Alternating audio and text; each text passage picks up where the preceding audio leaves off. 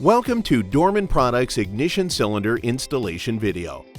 Before you begin, this installation is considered to be an easy repair by our technicians. This installation will take approximately 10 to 20 minutes to complete. Tech note: for display purposes, we have removed the steering column from the vehicle to best explain how to install this part.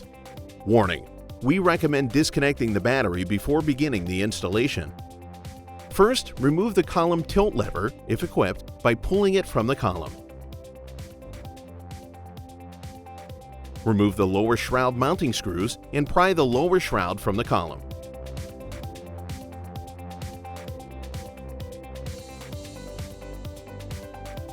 Next, remove the upper shroud mounting screw and lift the shroud from the column. Disconnect the electrical connect to the ignition lock. Rotate the lock cylinder to the start position.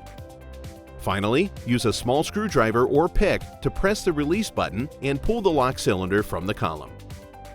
To install the new lock cylinder, push it fully into the port and reassemble the column by following these steps in reverse order.